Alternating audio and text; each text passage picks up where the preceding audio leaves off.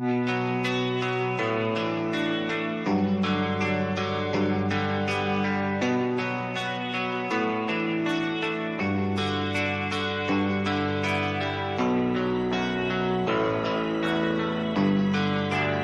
are you feeling? Well, How long have you been here? 3 months, May 17th. And what brought you here? That's difficult to answer.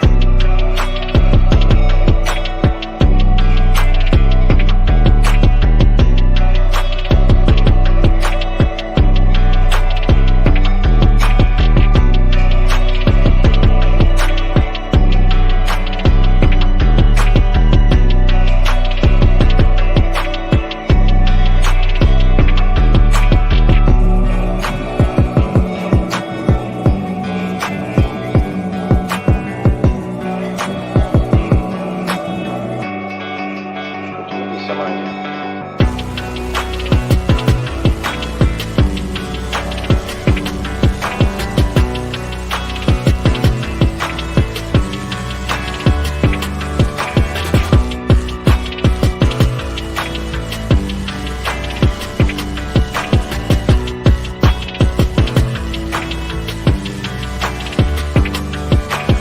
I am not completely like other people. What do you mean by that? People dislike me because I am not completely like them.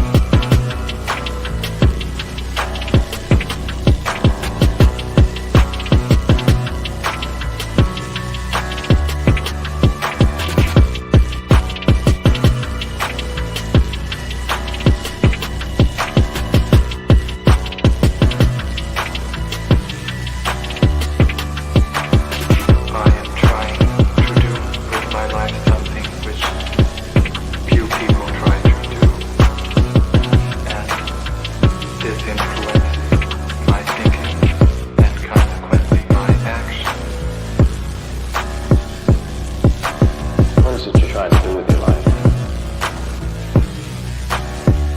Play the piano for people. I'm not clear.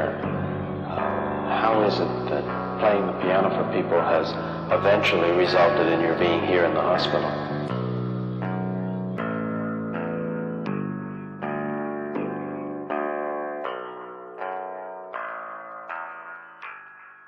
That's difficult to answer.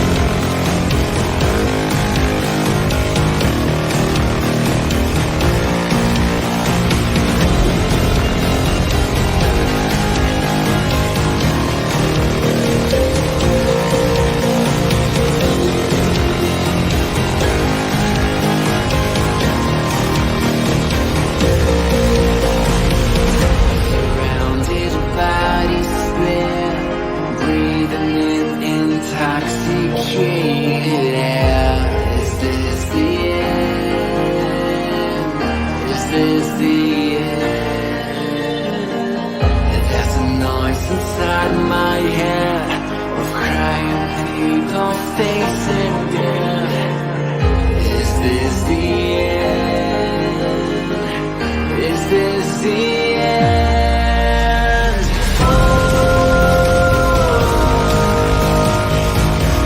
I'm burning in the stone.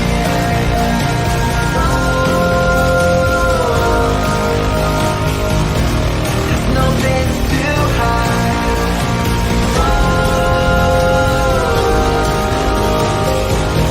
I'm burning in the stone.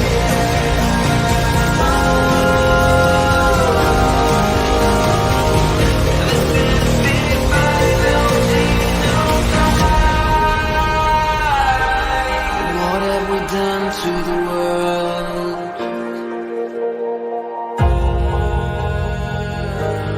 What have we done to the world?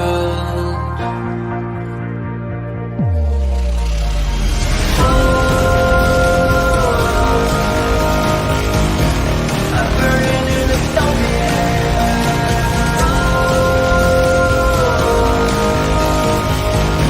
There's no place to hide.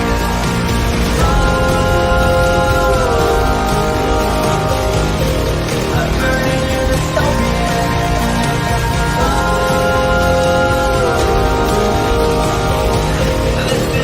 the final scene of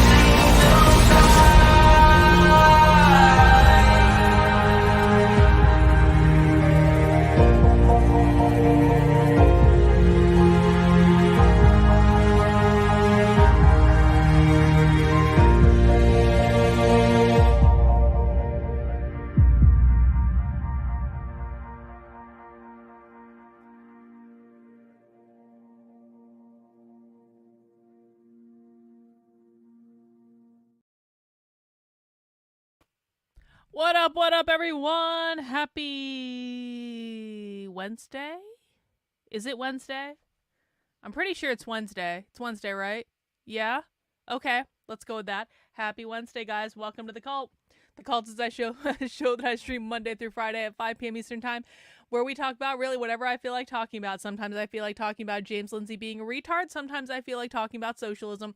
Sometimes I feel like talking about other stuff. And you know what? I put it out to you today. I did a little impromptu, informal poll on the Twitters, and I said, do you guys want to keep talking about how James Lindsay is a retard? Because I do legitimately want to watch that theoretical communism presentation that James did. I do actually want to watch that at some point. But I thought, you know what? We just did James yesterday. Sometimes you can only take so much retardery in 1 week. Sometimes you got to space it out. You know what? Maybe we'll do this for happy hour. Maybe this would be I think this might be a good drinking video. We'll do it for happy hour. I do have a James retard update for the day, though, so don't worry. We're going to get a little bit of James, and Logan Lansing, for that matter. But I was kind of like, you know what? Maybe we should be responsible and watch some socialism. And so I thought we would watch this video. This video is from one of our favorite radical revolutionary bookstores called Firestorm Books. Radical revolutionary bookstores are socialist bookstores. They do socialist presentations. They sell exclusively socialist books. They are a great source of information about like what books are socialist publishing, what is the current thought, what are the popular topics that are out there. And so Firestorm Books is a YouTube channel we've returned to time and time again. We haven't been back to them in a while though. And so they did a presentation not too long ago, the case for not voting. Because, the thing is that I keep hearing from people like this reporter that works for Laura Loomer. I keep hearing from people like James Lindsay, people like Z Van Fleet, people like Elon Musk, people like even Donald Trump himself. I keep hearing all Democrats are socialists, all Democrats are communists, all socialists and communists support Kamala Harris. And last night, and I don't know who this person is, other than I can look at their profile and I can see this is a person that works with Laura Loomer. And you know what? I don't mind Laura. I really, really don't. I think Laura can be a bit feisty. I think we can all agree on that. I think that, sometimes she can be a bit much, but listen, I'm a woman that can be a bit much too, so I respect other women that can be a bit too much. I don't agree with Laura Loomer on everything, God knows. And generally speaking, I think Laura Loomer does a pretty good job, which is why I'm a little perplexed that a reporter working for Laura Loomer posted this yesterday from Kamala Harris's rally outside in the Ellipse outside of the White House. He said, I am in Kamala Harris's Ellipse rally in Washington, D.C., and her whole crowd is angry pro-Hamas voters chanting Intifada Revolution. A Kamala victory means all these lovely people standing behind me will be coming in protest in your town. President Trump is the only one with the policy to keep us safe. Guys, what is the problem with that? Are the protesters chanting Intifada Revolution? What is actually the are those people there for Kamala Harris? Are those people voting for Kamala Harris? Does anyone know? Does anyone want to take a guess? Are those people outside of Kamala Harris's rally that Laura Loomer's reporter says are pro-Hamas voters? Are they there for do they like Kamala Harris? No, they don't. They're protesting Kamala Harris because Intifada means worldwide socialist revolution. They do not like Kamala Harris. The protesters want a globalist socialist revolution and they hate the Democrats. They're protesting Kamala Harris. Nope, they're not there for Kamala Harris. They're against Kamala. They hate Kamala. They're revolutionary socialists. Intifada has nothing to do with the Democrats. It means a global socialist revolution. These people aren't even voting. They aren't joined. Nope, they aren't voting for Trump either. Right? True. They're not for Kamala. They're not voting for Kamala. I have the smartest audience on the internet. I really do. And it's not even that hard. The reason my audience knows this is because they've seen it. Let me look at, let's go over on my Substack, carlin.substack.com. Intifada. Why can I not spell Intifada today? Intifada. Go over to my Substack, look up Intifada, and you're going to come across this video called What Intifada Means. And we'll just watch the clip really quickly. This is when I interviewed 2 members of the Revolutionary Communists of America on my channel not too long ago. And they told us explicitly what Intifada means. And you're going to hear them say that because we only deal in primary source evidence. Nope. No. I told you last time, you need to stop talking and you need to listen. No. No. No. Listen. This is what real communists say the definition of Intifada is. But if you're respectful at that meeting, of course, nobody's going to kick you out. Just cool. Fair enough. Well, I'll look forward to that. But I warn you, being surrounded by hundreds of communists, you might just get convinced. You might pick up a copy. You might pick up the latest copy of the communist newspaper and read through it and decide that you actually are in favor of a worldwide intifada, by which we mean a worldwide socialist revolution that would lay the foundations for communism. What was that? What does intifada mean? What does intifada mean according to actual communists?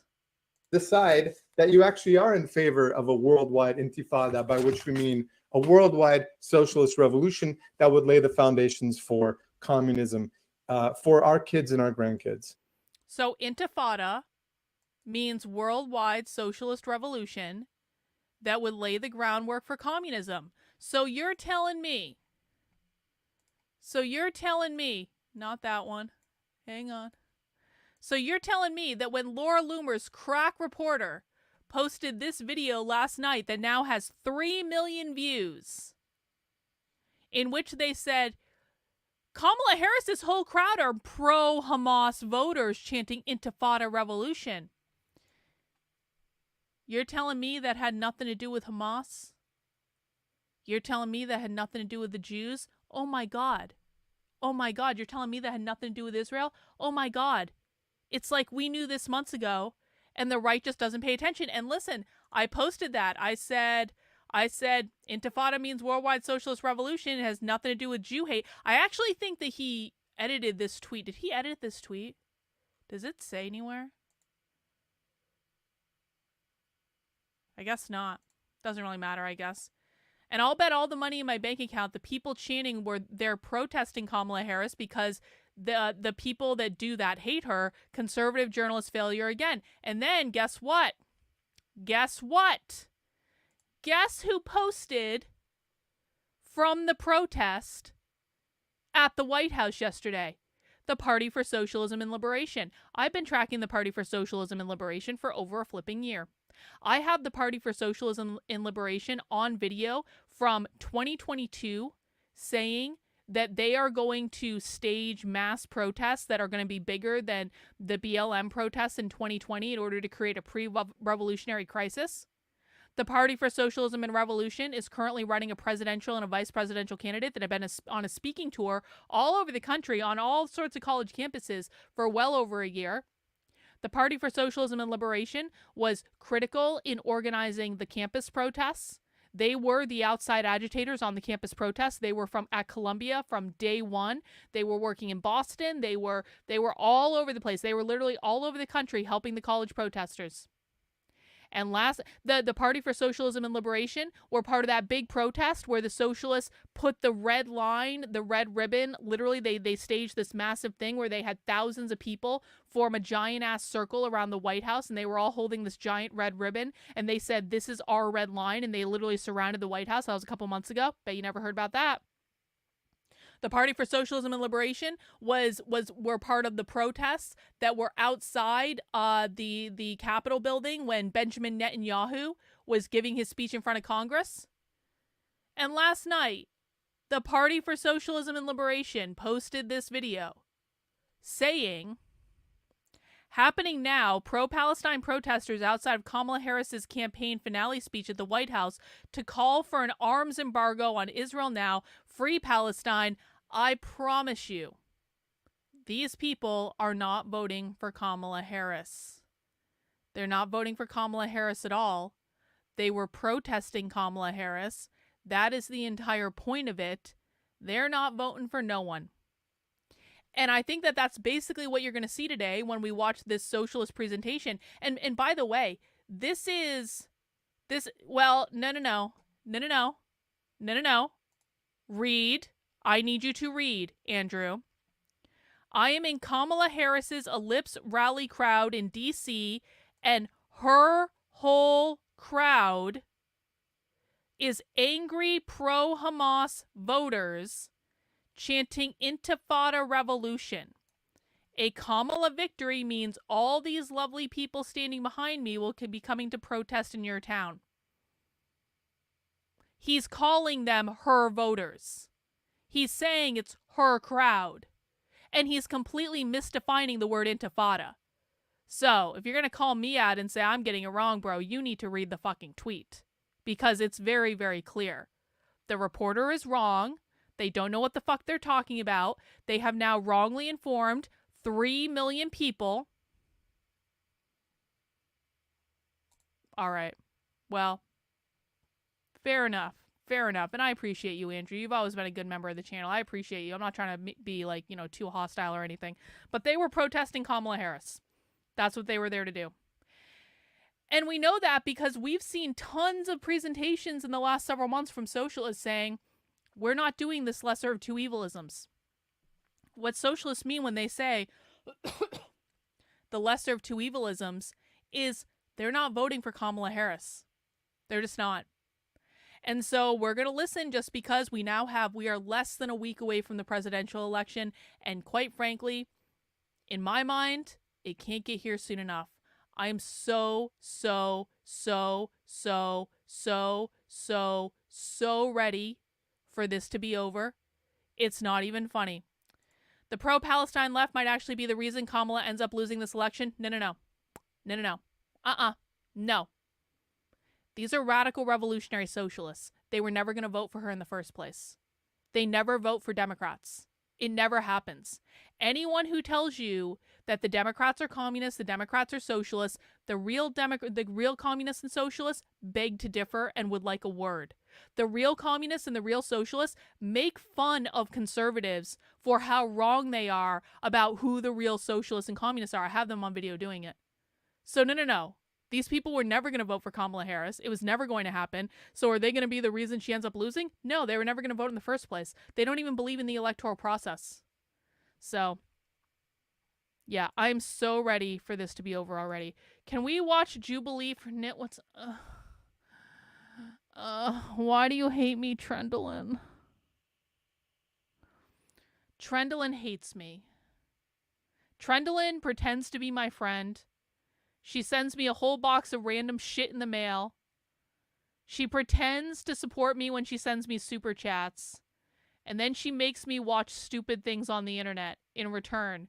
And she guilt trips me when I don't do it. And when I don't hop to put a penguin shirt in my store. I love you, Trendlin. I'll think about it. Okay, listen. I got a lot to do, Trendlin. Okay? I have a book to finish. I'm going on a road trip in like a week and a half. Like, that's actually going to come up pretty soon. I got stuff to do. I'm not saying no. I'm saying, maybe. But also, Jubilee copyright strikes you. Well, they don't give you a strike, but Jubilee doesn't let you watch their stuff. It's so retarded. Anyway, maybe Trendlin, and I do appreciate the super chat. Yeah, Rain's like, Carlin is busy, leave her alone. So this is what we're going to watch today, guys. But, I can't let the day go by without having a James update. And I've actually got two. So the first thing I want to show you, James posted this long-ass Twitter thread about what Marxism really is. And I just have to show, we're not going to read this whole thread, I don't think. I don't want to read this whole thread. I just want to give you the punchline because James writes too much. I just want to give you the punchline. Look at this. Marxism cannot be understood properly without recognizing its socio-gnostic nature as such and its vision to return with a V man to a romanticized, idealized state of nature before civilization, but with the fruits of civilization, which is impossible. We've got a new word, guys. Socio-gnostic. And do you guys know why James is using return with a V? Does anyone know? I know. I want to see if you guys know. Did anyone see the movie The Witch a couple years ago? It's a great movie. It's a tough movie. It's a really well done movie, though. Does anyone know why he used return with a V?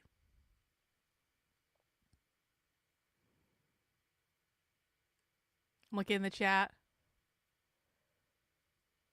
Return using a V instead of a U is a reference to the occult.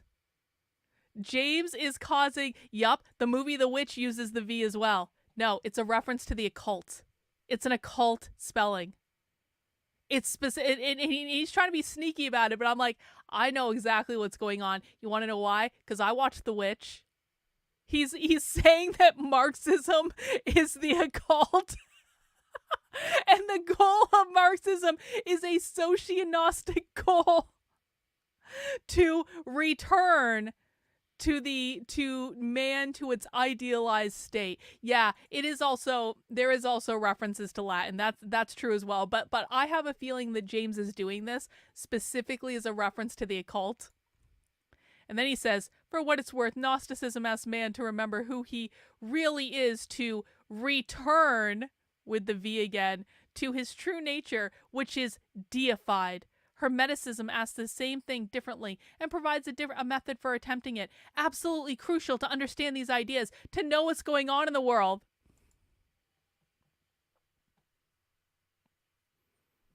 This is where we're at, guys. This is why the right is completely confused.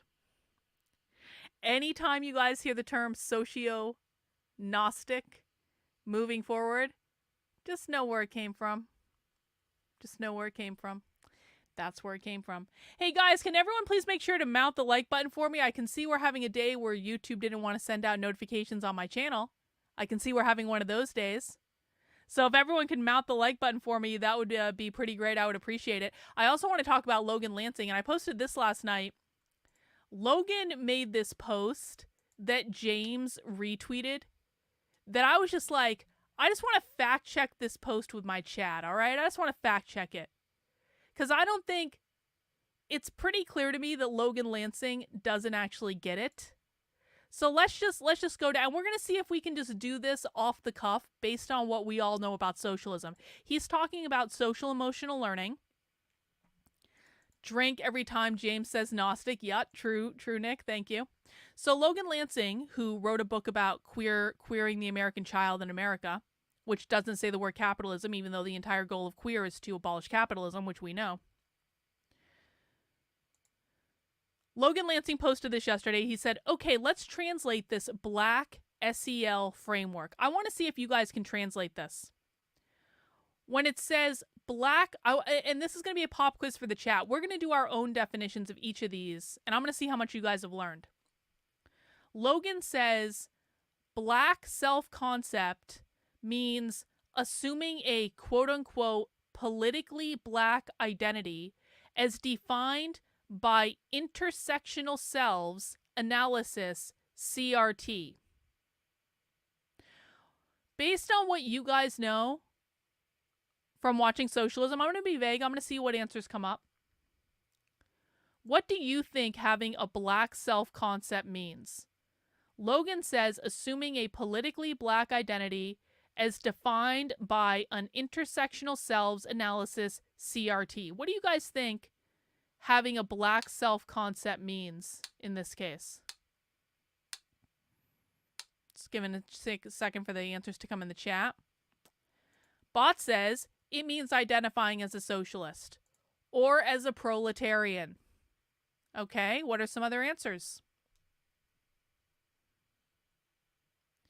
Reagan says it means identifying as oppressed by capitalism. Black means to be oppressed by capitalism, to have an anti-capitalist view of oneself. Yep, I think that we are on this. I think we're on the right page. To have a black self-concept means to see yourself as part of the oppressed class. That's what it means. It means to see yourself as being oppressed by capitalism. It means to see yourself oppressed by capitalism, and to be aware of that. That's the definition James should have given of raising class consciousness a couple weeks ago when he was talking to Deb. It means to become aware of your own oppression by the capitalist system. That's what having a black self-concept means. Logan Lansing doesn't understand that. Number 2, lived civics. It's going to be a little bit abstract, isn't it? Lived civics. Logan defines it as, rather than learning about civics, you imbrue civics with your lived experience. Lady, we do not use the term anti-white on this channel, green-eyed lady. You should know that by now. Okay, back to this. Rather than learning about civics, you and by the way, you like, this is one of those things where I feel like you do this just to piss me off.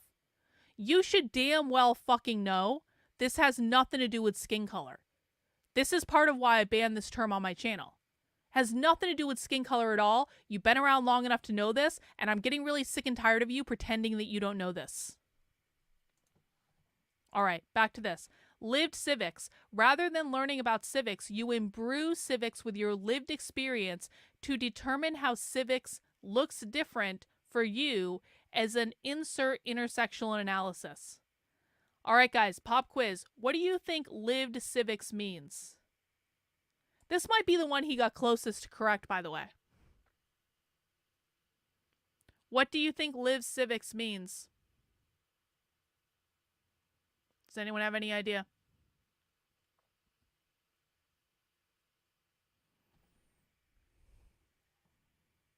I don't like that definition, Adrian. That's really confusing. I don't even know. Okay, well, that's not what we're talking about. Come on, do not descend into the land of retardia on me again. I will end this stream again. I swear. Yeah. Civics as an oppressed person. Yup. How history affected you systemically. Yup.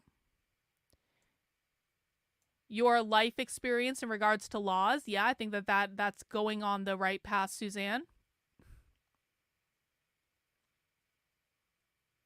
I don't know that I would say that necessarily, but maybe. The experience of the social hierarchy. So again, live civics is about, again, raising class consciousness, understanding that there is a social hierarchy and your place in that social hierarchy. Next up, critical consciousness. What do we think critical consciousness means? Logan says an elevated state of being critical consciousness is an elevated state of being one acquires by dying and resurrecting into a prophetic vision of social justice with the oppressed. What do we think critical consciousness means? Do you think it means an elevated state of being one acquires by dying and resurrecting into the prophetic vision of social justice with the oppressed? What do you think it means? Being awoken to the harms of capitalism or becoming a socialist. What is another way to say that? Well, it is Marxism, but what is another way to say that? What's another way to say this? Here's a hint. We kind of already covered it when we did Black Self-Concept. What does it mean to develop a critical consciousness? Being aware of the systems of oppression, more specifically.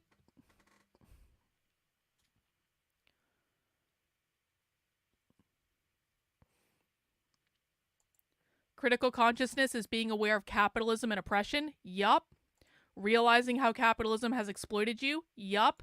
Acknowledging that, well, you're taking it a step too far. Just acknowledging capitalism would have been sufficient.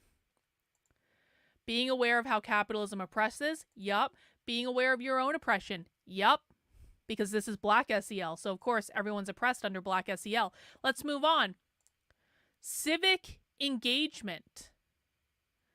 Logan Lansing says radical and revolutionary activism. I don't think Logan Lansing is wrong about that necessarily. But what does Logan Lansing mean when he says radical and revolutionary? Being a comrade. Very good. He means being a comrade.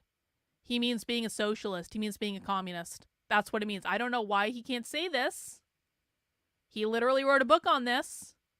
Why can't he just say this? They mean being a comrade and doing the work. They mean solidarity. Exactly. Becoming an active participant in the overthrow of the capitalist system. Being part of the collective and a comrade. Community love. Being part of the collective, being a revolutionary. Exactly. Number 5, social responsibility. I want everyone to think about masks. Logan Lansing says social responsibility means the endless struggle as a cult reinforcement mechanism. What does social responsibility mean? Community care. What does community care mean? Collective care. What does that mean?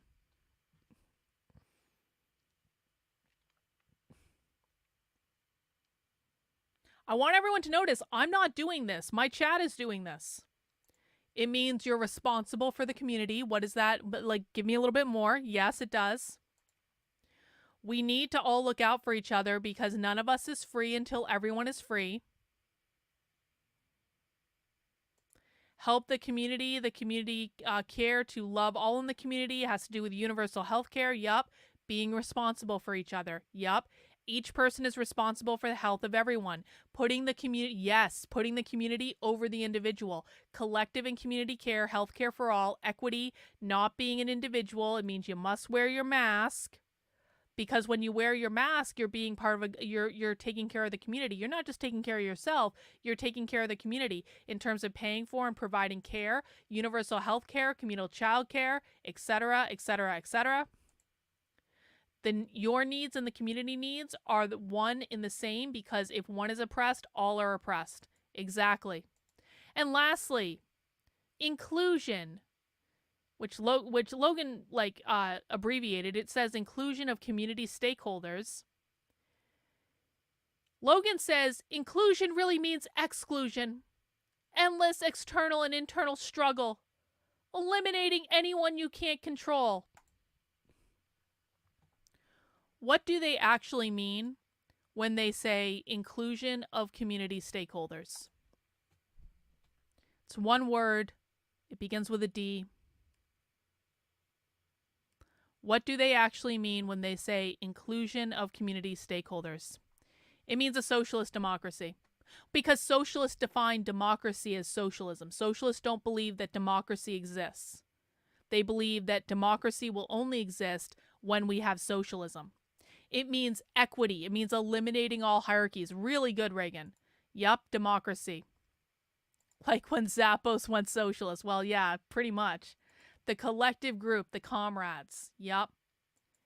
It means inclusion means achieving equity. It means elimination of the hierarchies. And when they eliminate all the hierarchies, that's when they will attain true democracy.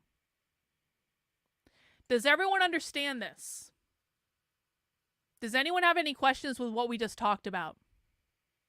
Because I'm going to go out on a limb and say my chat understands these concepts better than Logan Lansing does. Logan is bending over backwards and doing all sorts of mental gymnastics to try to fit socialism and communism into a Gnostic cult framework.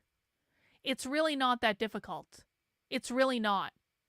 Socialists and communists are very clear about what they want. They are very clear about their definitions. All you have to do is listen to them. But instead of actually listening to real socialists and communists, Logan Lansing, protege of James Lindsay, wants to bend over backwards and do mental gymnastics to make everything seem like a Gnostic cult indoctrination. He's not giving clear answers. He's not educating people. Logan's audience doesn't even know what the fuck this stuff means. And this is why we're losing. This is why we're losing right here, because ridiculous people are putting ridiculous ideas out there that don't actually mean anything, that aren't hinged into reality at all, and the conservatives just gobble them up.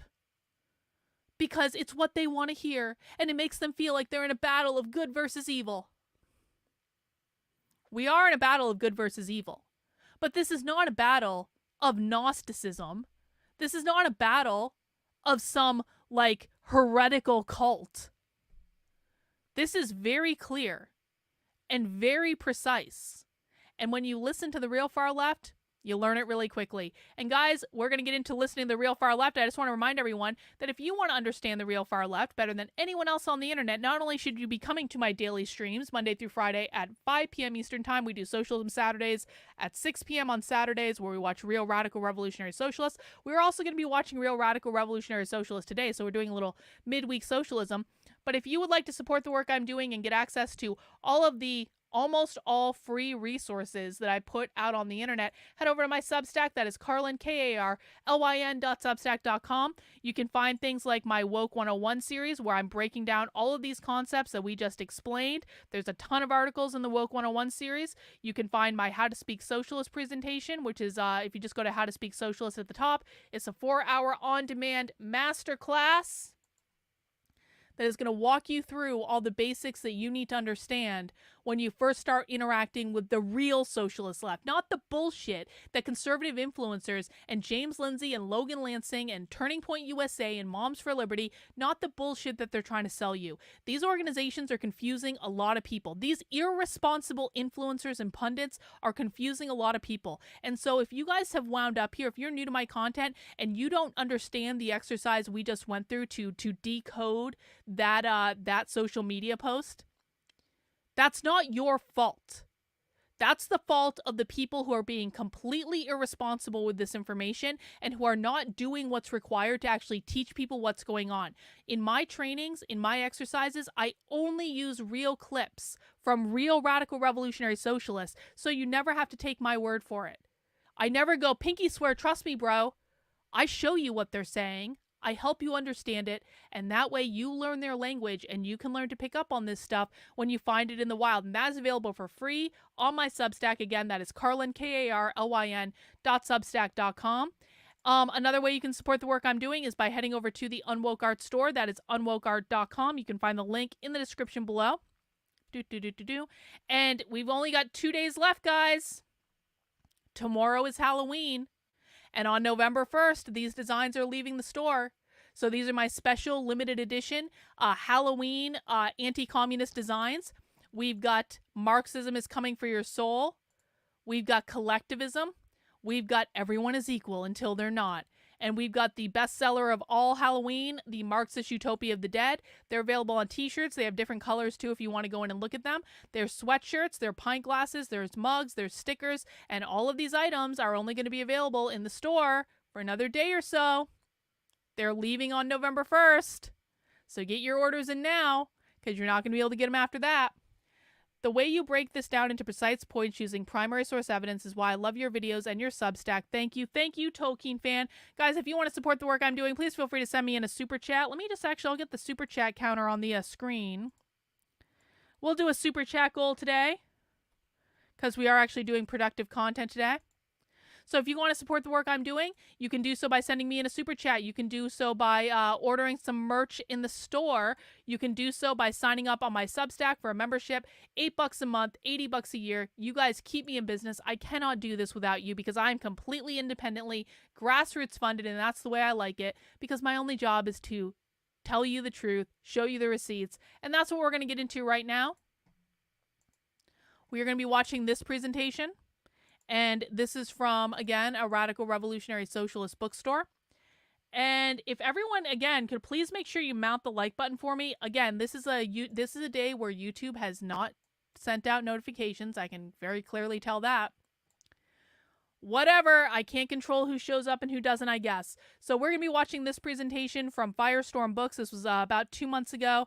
And they talked about the case for not voting from the Radical Revolutionary Socialist perspective. Let's hear what they had to say. I've done it. All right, everybody, welcome. Thanks so much for joining us tonight. My name's Liberty, and I'm a member of the Firestorm Collective. If you've ever been to one of our events in the past, you know that we can get into some kind of esoteric political topics. But tonight we're going super mainstream. We're just going to talk about the election. Okay, I'm joking. It's not entirely true. But this is going to be a conversation about democracy and revolutionary possibility in the context of this presidential race. And we know there's a lot of interest in the topic because we had over 150 people sign up for this event, which is kind of a lot for our little bookstore. If you don't already know us, Firestorm is a 16-year-old radical bookstore operated by a queer feminist collective in Southern Appalachia on the land of the... So collective just means a group of people. But almost every single time you hear the word collective, what that means is a group of people voluntarily working together to achieve a goal. But this is a socialist word. So not every time, but like 95% of times you hear the word collective, you're dealing with radical revolutionary socialists and they're organizing around something. And you just need to listen to figure out what the collective actually means. But good questions. Who did the designs on the t-shirts? Me. I do almost all the design work. Occasionally Bot will design a t-shirt, or we've got some zine t-shirts that Honest Dog Allison designed. because she's just great at that stuff. But like, I do almost all of the designs myself in the Unwoke art store. Hey, Dragon Balls, Carlin was right. Pro-Palestinian or anti-Kamala. Goddamn right I was right. Goddamn right. Cool tattoo, Dragon Balls. We appreciate you. Cherokee people, and we strive to feature books and events that reflect our interests and the needs of marginalized communities, particularly in the South.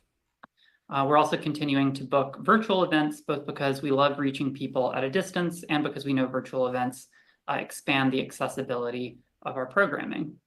We got a bunch of exciting events lined up over the next month. Those cover topics from tarot to mass incarceration and Appalachia.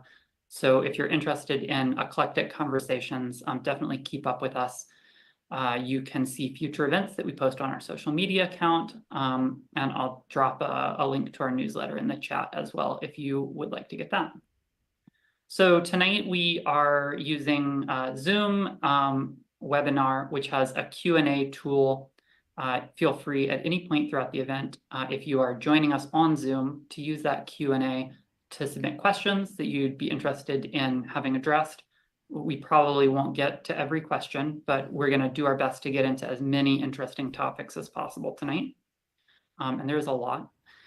If you're not on Zoom, maybe you're joining on YouTube, welcome. This is the first time we've streamed to YouTube. There's not an easy way to ask a question from YouTube, but we really appreciate that you're here. Okay, so we're going to get started, and I'm just going to kick us off with some quick bios for our speakers tonight. We've got Andrew Lee, who's supported grassroots social movements for the last 15 years and is the author of Defying Displacement, Urban Recomposition and Social War. If you missed it, we did a really fantastic conversation with Andrew and Vicky Osterwell, when this book first came out. It's archived on our YouTube page, and I really strongly recommend going back and listening to it. Andrew's previously appeared in Yes Magazine, The New Inquiry, Teen Vogue, and Roar Magazine. And he has a new blog, very In Struggle, socialist. on which he recently published Why to Not Vote, a free civic disengagement guide. Thanks so much for being here, Andrew. We've also got Andrew Zonneveld, who is an independent scholar from Atlanta, Georgia. He's the editor of The Commune, Paris, 1871, and To Remain Silent is Impossible, Emma Goldman and Alexander Berkman in Russia. And with Nani Ferreira Matthews, he co-edited Why Anarchists Don't Vote, Radical Criticisms of Representative Government. Why anarchists And y'all will don't have to vote. accept my apology for these very brief bios. I know both of y'all do so much more than what is represented in what I've just shared. So it's a pleasure to have you here. And before we get started, I just want to give a little context for tonight's event, because we're getting into a topic that we know people have really strong feelings about. When we announced this conversation on social media, there was a kind of a big response, which kind of spanned the gamut from folks who were really excited that we were making space for a topic that sometimes is treated as a bit of a third rail, to people who wrongly asserted that any discussion of voter abstention was a move towards nihilism and a call for apathy and inaction. And of course, because it's 2024, there had to be somebody in there calling the whole thing a psyop. So really, the feelings have been on display here. But actually, the conversation we're having tonight is one that we know thousands of people around the US are having right now organically. And that's as a result of a growing realization that politics here and really everywhere aren't working for most of us. Politics aren't working for our planet, and politics certainly aren't working for Gaza, where the current administration has directly facilitated. What did Nick say last night? I heard that Nick was talking about leftist stuff last night. Is that true? Did anyone watch? I didn't watch, but someone DM'd one of my group chats and was talking about how Nick was talking about leftist taking over organizations or something like that, or something DEI related. What did he say last night, Milo?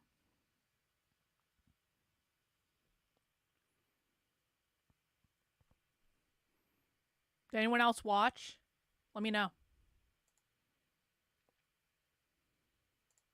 The murder of over 40,000 Palestinians. Oh, he said Uh, listen, on this point, I actually agree with Nick.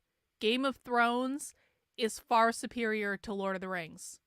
I'm on 100% agreement. And I know that's going to piss people off, but I can't sit through Lord of the Rings multiple. I just can't. I can't do it. I know some people love it, but I can sit through Game of Thrones. And let's just be honest, the first couple seasons of Game of Thrones were pretty badass. Game of Thrones is better than Lord of the Rings. Nick is right. the sense that we can't keep doing normal is a signal that we need to reassess where we're at and also kind of evaluate how we got here. And it's an opportunity to explore the nature of democracy and the difference between voting and democracy.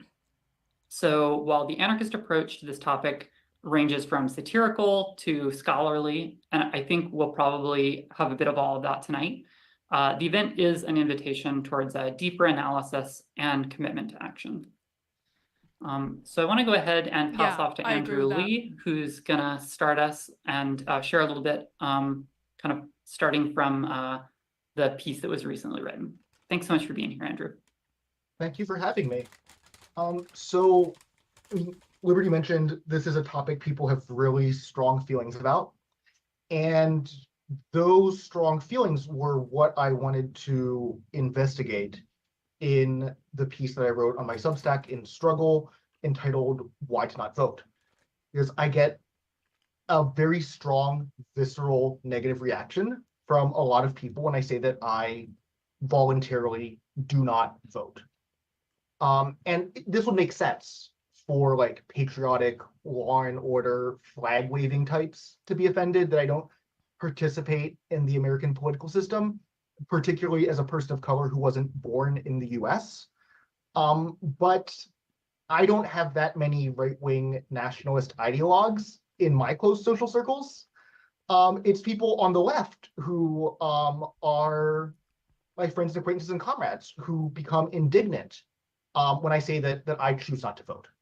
And it seems that there are people who are way more offended by me promoting the idea of not voting than they would be if I were saying, instead of don't vote, like don't follow laws or don't respect politicians once they've been voted into office. Even folks with deep critiques of the American state have a strong emotional commitment and ideological loyalty to the ballot box. Folks have an idea that if someone decides to not vote, that's the one thing that they could do that would make any of their other political or social ideas invalid. And so I think this is something, regardless of your stance or your ideological orientation, I think that there's something to unpack there, because that strong degree of investment in whether someone casts an individual ballot or not, that degree of investment is, in my opinion, not grounded in reality. And I want to be clear about what I mean by that. What? Am I saying that I think the Republican and I want to be queer? Did he say queer or clear? Because it sounded like, okay, am I on glue? Like, did it sound to anyone else like he said queer and not clear? I need to listen again. I'm sorry. Yeah, other people heard queer too. reality. And I want to be clear about what I mean. Okay, he did say clear, but it was like really close to queer. It was like a slip of the tongue. This has happened to me too. Okay, so he did say clear. Yeah, Chris Rufo is shaming Eric Weinstein for not voting. Yeah, well, Chris Rufo thinks that Christina Buttons, who hasn't produced a competent piece of investigative journalism in literally years, is a qualified investigative journalist because she's fucking Colin Wright. So again, like, listen, man, I will, just like with James Lindsay, I will never take away the impact that James Lindsay had years ago. I really won't. I will never take away the impact that I think that Chris Rufo has had that is positive. But Chris Rufo now has masters, and he probably did back then too, and I just didn't realize it. Chris Rufo has masters that he is shilling for. And I'm sorry, like, ain't no one obligated to vote for anyone. I don't care who you vote for. I'm not voting myself. I don't think Trump is going to solve any of the problems I care about. And I think that it is disingenuous at best to say, if you're not voting for Trump, you're literally voting for Kamala. Like, go fuck yourself with love. Go fuck yourself with love.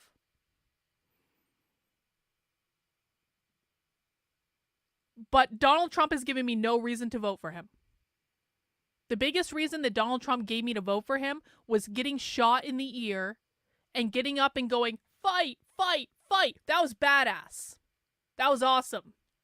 And then the RNC sucked. It didn't have any of the issues that I cared about. They had a whole Israel night, and it's just gotten worse and worse and worse and worse and worse. There are very valid reasons to not vote for Donald Trump, and people should do whatever they want, and no one should be vote shaming anyone else. Everyone's got to do what their conscience tells them to do, and that should just be the way it is. And by the way, that really should be how voting in politics is handled. Vote for who you feel compelled to vote for, and then keep your nose out of everyone else's fucking business.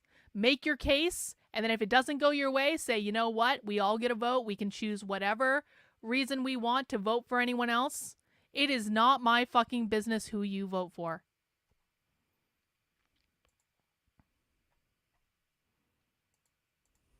By that, am I saying that I think the Republican and Democratic parties are exactly the same? No, I'm not. Am I saying it's immaterial to me whether one politician gets in office and passes one policy or another one gets elected and passes a far worse one? No, of course not. Like, my life was personally negatively affected by specific policies of for example, the Trump administration, in ways that many people who criticize my perspective were not. But your individual vote is useless. Useless in the most like ordinary, common sense, everyday use of the term. Useless meaning that doing something doesn't change the outcome as opposed to not doing it, right? There's no expectation that the outcome of the presidential election would be different because you individually vote as opposed to you individually staying home, right? Nobody thinks that. It's common knowledge that there are only a few swing states within the country that actually end up deciding elections.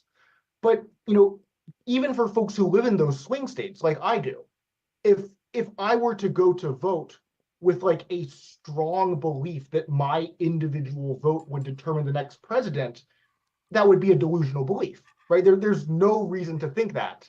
Nobody thinks that. So that imbalance is what I think is really interesting, because I think it suggests that there's something going on that's much more than sort of like lesser evil pragmatic politics, right? We have a form of civic participation, which is on the individual level, right? Literally meaningless. It's invested with so much emotional and ideological weight. It's something that people feel so deeply about that's the thing that people want to start flame wars in the Firestorm IG comment section about, right? So like think about like the forms of like legal civic participation you can do in like a representative democracy, right? You can vote, you can sign petitions, you can like write letters to your state representative. Like, writing a letter to your state representative has like a infinitely larger chance of actually affecting policy than casting a single individual vote in a presidential race. But nobody says that people who don't write letters to their state representatives are irresponsible, privileged, or right-wing psyops. That's the paradox. So I think the way that we can understand this is like what does voting actually do? And we're told that it's a way to send information to our rulers, right? Who we would like to be in office, what policies we would like them to implement, and in that way hold them accountable if they don't follow like the democratic will.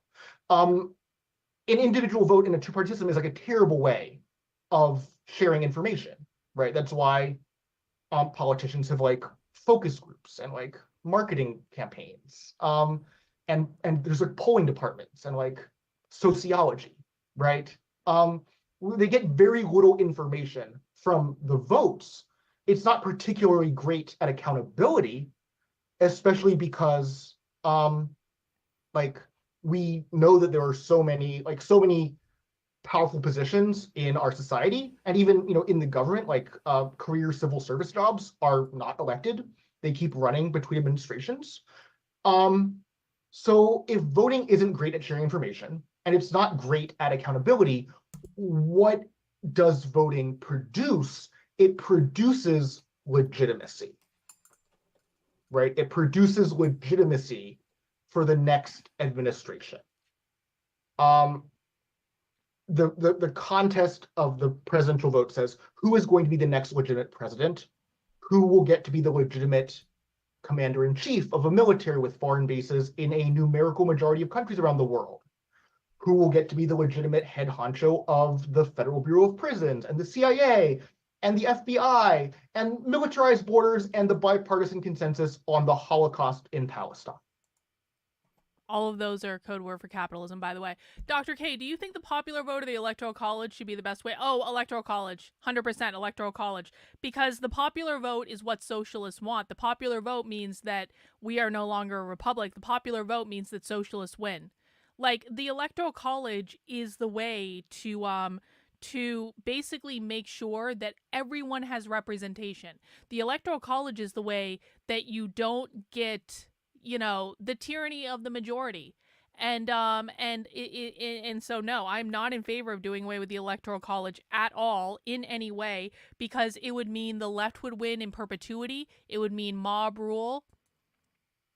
So no, I like the way we have it set up.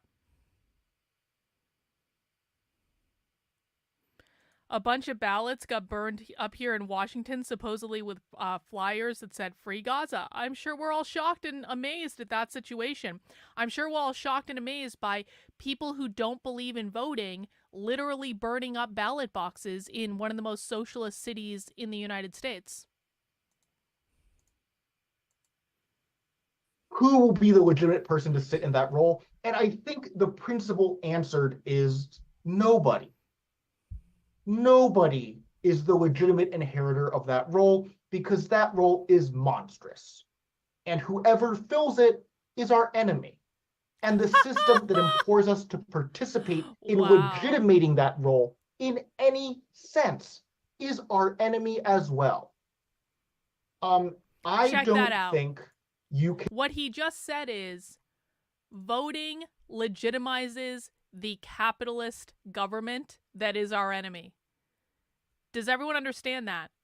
No one should be in that role. That's because these people want to overthrow what they call the capitalist United States government. They do not believe the United States government should exist. You think, like I keep telling you guys, these people do not believe in elections to solve the issues that they have. They just don't. They say it overtly all the time. So he just said, yeah, exactly. Voting is bourgeois. Voting upholds the capitalist system because the United States was literally created based on capitalism.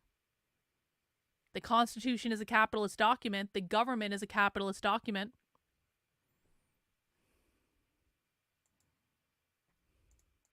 Can be a consistent abolitionist, a consistent anarchist, a consistent revolutionary, and participate in a ritual, a political ritual designed to legitimize the systems that are preying on us and the peoples of the world.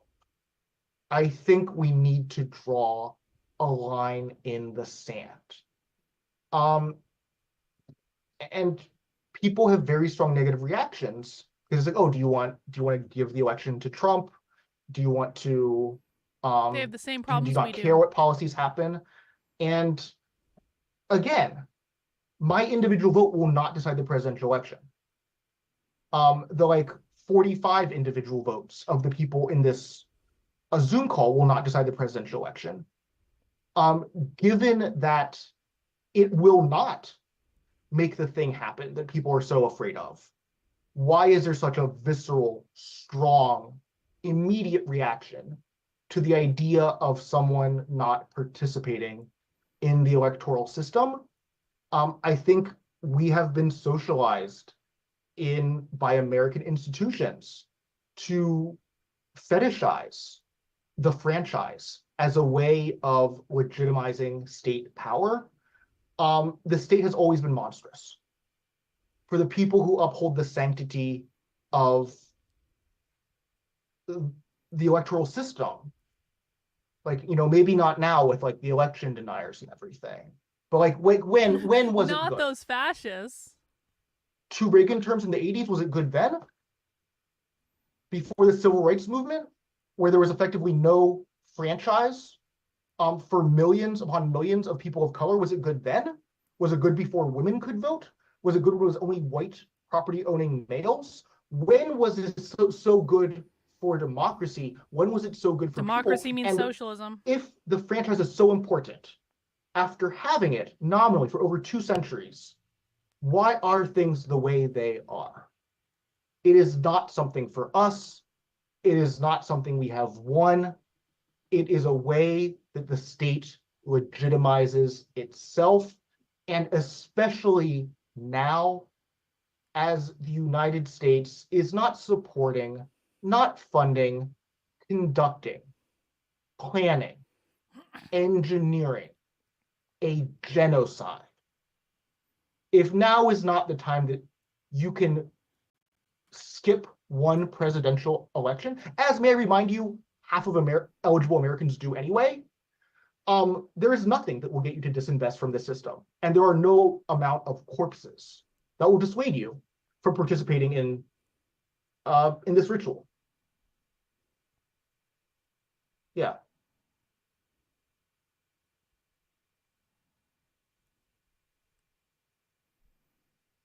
Thanks so much, Andrew. I appreciate your clarity and kind of throwing down the gauntlet there for us to consider. Andrew Zonneveld, I failed to call attention to the fact that we've created a situation where we have more than one Andrew tonight. So I want to apologize in advance for any confusion. But Andrew Zonneveld, if you want to jump in here, I'd love to hear from you before we kind of start a discussion with kind of some more back and forth. Thanks, Liberty. I'll try not to take too long. Yeah, I mean, I just want to start by thanking you, Liberty, and we're old friends. And thanking my new friend Andrew Lee. It's lovely to meet you.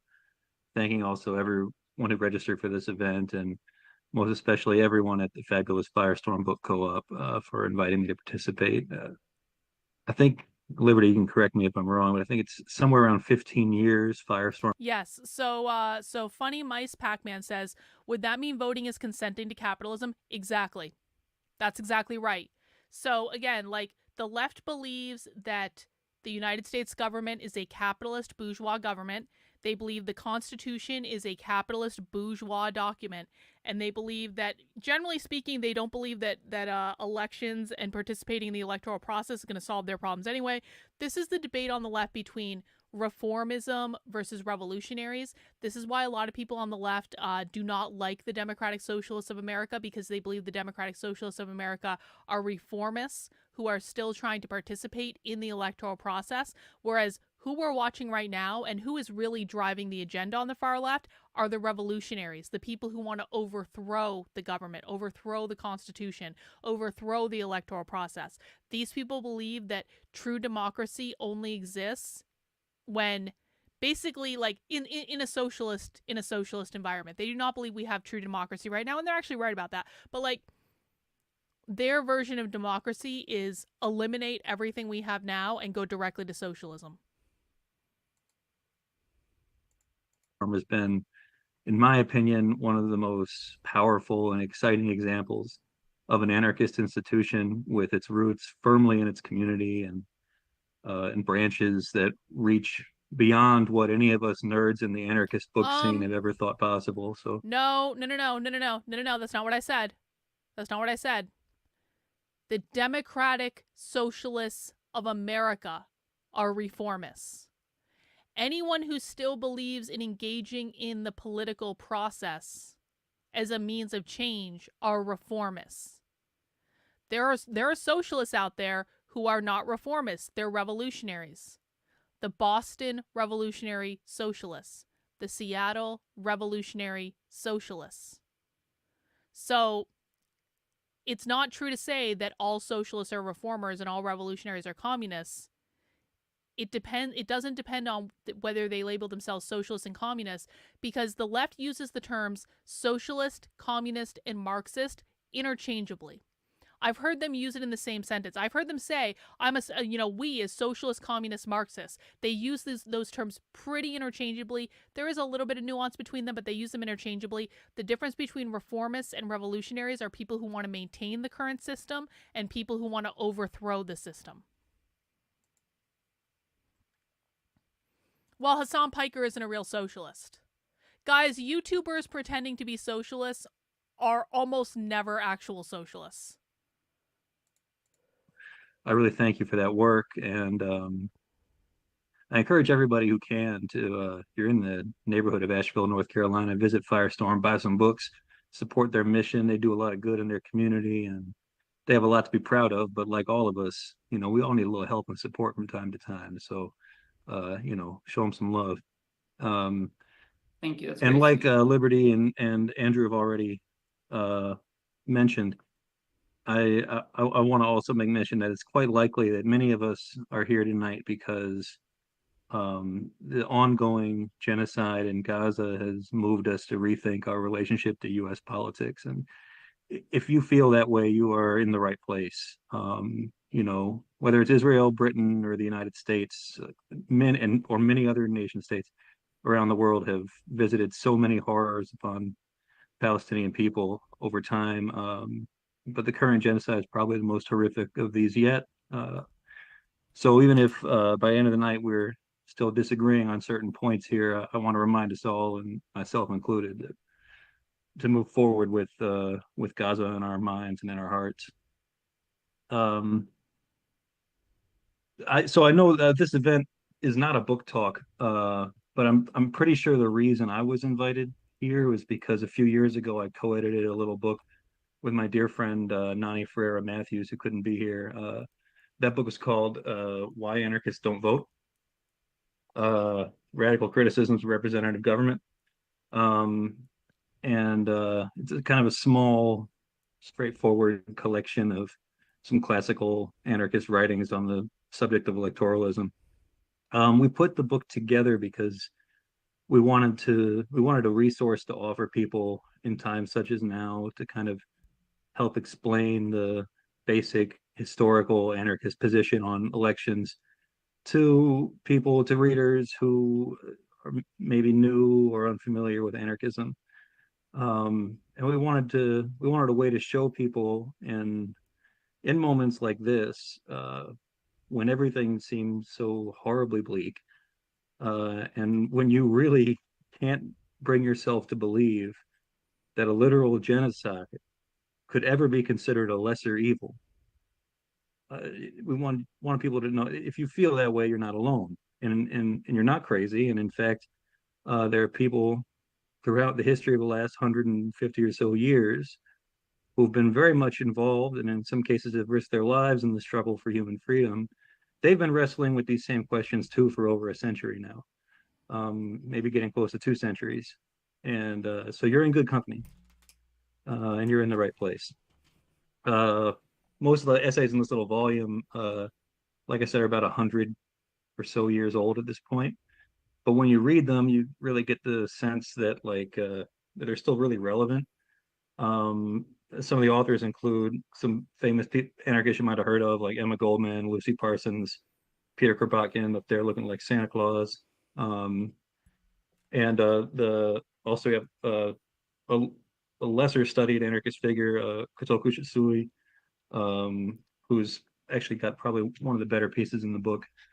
And these were all prominent figures in their country's labor movements or other revolutionary movements. And their writings at that time, around the turn of the 20th century, and some a bit earlier, kind of point out the important contradictions in the idea of so-called political representation as a sort of major stumbling block on, or stumbling block for those freedom movements that they're involved in. And I mean, it seems like we've been stumbling on that same block for about 100 fucking years. So hopefully we can get our footing sometime soon. But one of the things that impressed me most when we were putting that book together and revisiting all these old writings is that a lot of them were written during and even within movements for universal suffrage. So, for example, you have Emma Goldman and Lucy Parsons, who were staunch advocates of voter abstention, just like Andrew just mentioned, even though they themselves were not legally allowed to vote at the time of their writings. Similarly, Kotoku Shisui, he started off his kind of socialist activist career, if you want to call it that, as somebody who was a proponent of universal suffrage. And then when he saw the potential for the vote to sap the energy of the labor movement, he ended up switching his view and made a speech to that effect, which is recorded in the book. And so I find those to be really powerful demonstration of these people's principles and convictions, and also a really noteworthy analysis of the roles elections can take in the suppression of freedom movements. But while we were putting that together, like the roles that elections can take in the suppression of freedom movements. Just ponder that one. They literally believe that they're voting for their own oppression.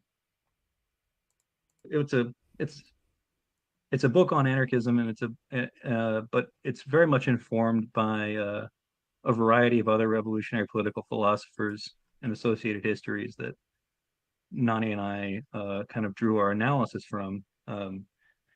In particular, we were looking at writings on direct democracy by the Afro-Trinidadian socialist thinker C.L.R. James, and as well as those by some of our dear comrades, U.C. Kwayana and Dr. Modibo Kadali, who were both friends of CLR.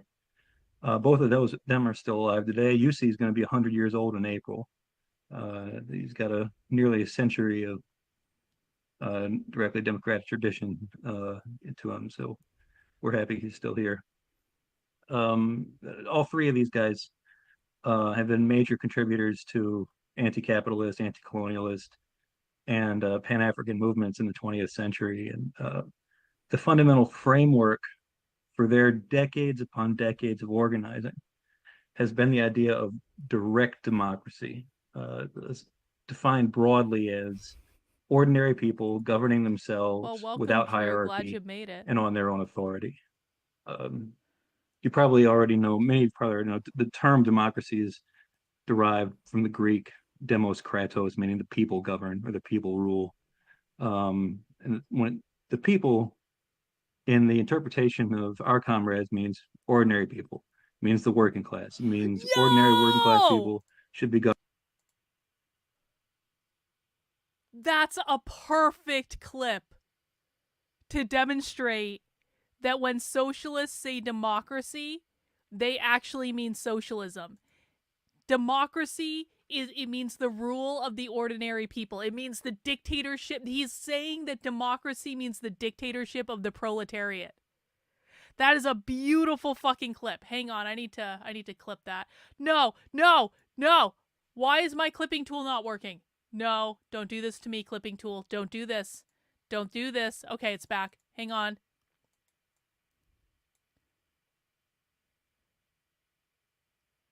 Trump just went to work a shift as a garbage man. Oh, great. Well, whatever. More power to him, I guess. All right, let me clip this real quick. You probably already know, many probably already know, the term democracy is derived from the Greek. Sorry, I need to go back a little bit. Without hierarchy and on their own authority.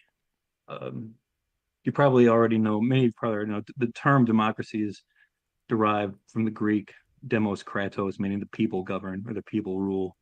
And when the people in the interpretation of our comrades means ordinary people, means the working class, means ordinary working class people should be governing themselves, not governed by a representative of theirs who claims to speak for them, but by the people themselves. And that's an idea that's shared in that direct democratic wing of the Pan-Africanist movement and also with the classical anarchist movement. So it's an interesting overlap there. All right, let me get that. There are major distinctions to be made between the republic or so-called representative democracy, which is kind of a faux term. It's a bait and switch kind of term. So distinctions between the republic and direct democracy.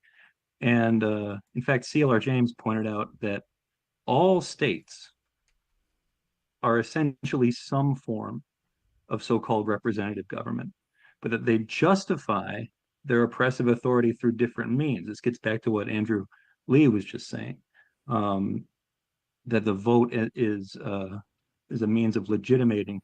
Well, listen, I mean, I really do hope that Trump, I'm probably going to say this a lot in the next week, I really do hope Trump just blows Kamala out. Again, I'm not voting for Trump, but I just want it to be clear and I just want it to be done with. And I don't want any more, I do not want to live through 2020 again. It was hard enough to live through it once. I don't want to live through that again. I want it to be over early. I want it to be decisive. And listen, man, even though I don't anticipate supporting a Trump presidency any more than I would support a Kamala Harris presidency, what I will say is that it's going to be comedy gold. We're going to have MSNBC melting down all the time. It's going to be kind of like the good old days when we got all this they're going to be crying and complaining and doing all this stuff. So, I mean, it'll be comedy, at least, I guess. It's going to suck and we're cucked to Israel, but it'll at least still be funny. We're legitimizing the rule of the government, basically of the government or of the state itself. Anarchists have, like I said, generally agreed with CLR James on this point, and the idea that no state can ever be truly democratic. But that doesn't stop states from using the rhetoric of democracy to justify some of the most violent horrors and brutal oppressions imaginable, as we are currently seeing on the news today. And so now in the 21st century with the I mean, maybe we'll even get some good old-fashioned Antifa riots. We haven't had a good Antifa riot in a long time. That'll be interesting to cover. Cold War are behind us. The means that states use to justify oppression are almost uniformly the vote. There's still some states out there, including at least one really big one, they don't really put too much emphasis on the vote. But generally speaking, as CLR James said, the whole world is in the shadow of state power. And now he was writing that during the Cold War. Nowadays, that state power is largely uniform and largely legitimizes itself through the vote. In this particular election cycle in the United States that we find ourselves in, we've been hearing one phrase over and over and over. They're beating us over the head with it. Our democracy, right? I'm sure we've all heard this one. We have to save our democracy. This election determines the future of our democracy. This is my least favorite electioneering phrase that I've ever heard in a long line of nonsensical election phrases every couple of years, including Diddy's regrettable vote or die from a decade or so ago. Very regrettable now. But so I want to be clear about the context in which we find ourselves tonight. There is no democracy to be found in the United States government. No. The United States is the most violent ecologically destructive empire ever to exist on planet Earth. Oh, I think that that's not a controversial claim. It's a government that began, as we all know, as a breakaway, or hope we all know, as a breakaway republic seeking to preserve slavery and violently subjugate indigenous societies and steal their land.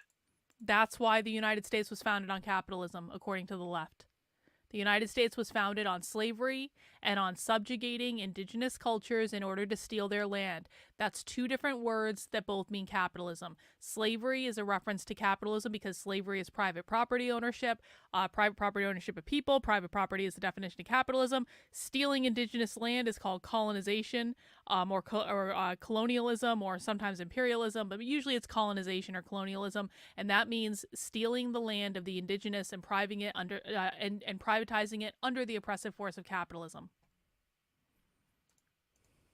That's just the history, right? And since that time, we've seen that breakaway republic metastasize into this runaway cancerous growth of a nation state that's really defined itself by constant warfare.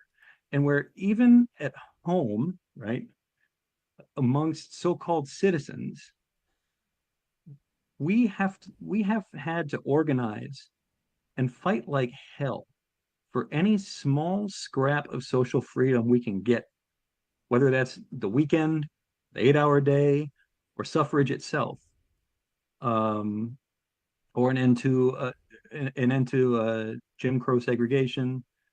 And I mean, hell, the suggestion that slavery ought to be abolished literally caused a civil war in this country and hundreds of thousands of people dragged to their deaths, right? This is a bastion of democracy. This is not. Even today, most of our lives, our daily lives, are defined by dictatorship, right? We spend most of our waking hours at work or commuting to work, on the job. As you know, the Marxists in the audience will know, we have no say in our daily lives. We have no say in how we're paid. We have no say in whether or not we'll be able to pay all of our bills, keep our home, turn the water back on. These people act as though they can't go and get another job. I know I'm not supposed to debunk them. That's my own rule. I'm going to break it for a second. I am so sick of socialists acting like they can't go get a job and that they have no choice about what job they work. I mean, come on, bro. Just go get another job. If you don't like the job you have, it's like, I have no say in how I get paid and I have no say in any of this. You literally accepted your job. You said, yes, I want to work at this job and yes, I accept this pay. If you don't like that job, go get another job. We have no say in our individual or collective destinies in a lot of the ways. We have no say in any of it. Yeah, and yet we're told this is democracy. Everyone else rules us. What part of that situation sounds like democracy? So, for the past 150 years, anarchists broadly said, none. That doesn't sound like democracy to us, right? Joseph is now Marx and Bakunin and other thinkers have pointed out that we, the working class, live in a dictatorship run by capitalists and the capitalists' favorite politicians. We in the working class live in a dictatorship run by capitalists and the capitalists' favorite politicians. Hang on, I'm clipping that. Hang on. I'm adding that to the other clip.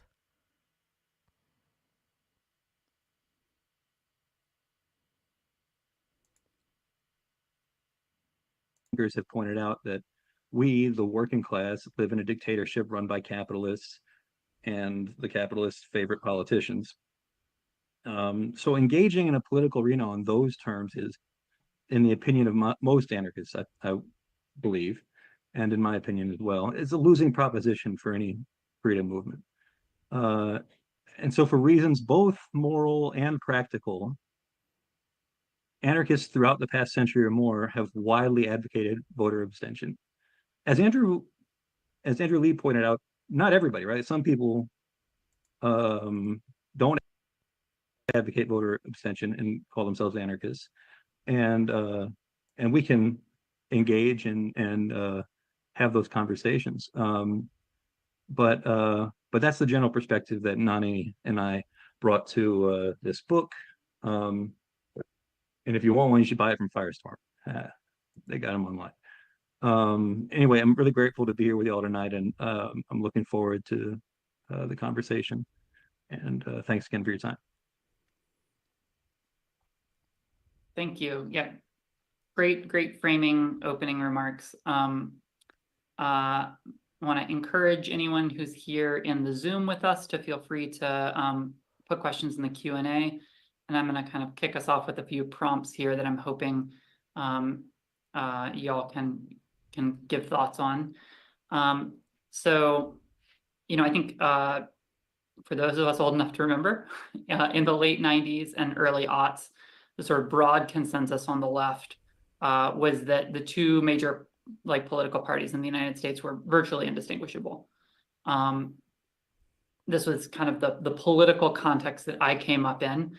But I think increasingly there's this focus on polarization in the United States. And, the Republican Party has certainly moved very far to the right. I think the Democrats have also moved to the right. But I guess how different are the political parties now, and how does the Democrats have moved to the right? It's almost like actual communists don't actually believe that Democrats are communist. Right. I think the Democrats have also moved to the right. But I guess how different are the political parties now, and how does that impact our relationship to elections?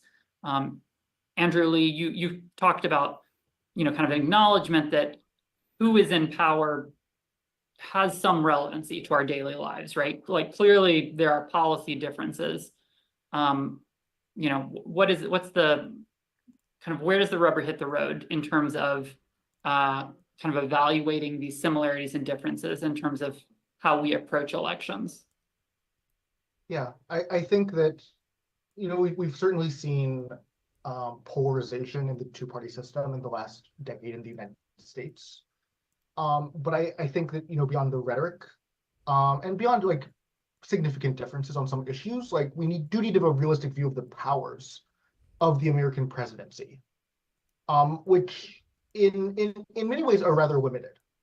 The options available to any executive are limited by the capacities of the civil service, like the government bureaucracy, federal workers, the court system, the military, economic and material conditions.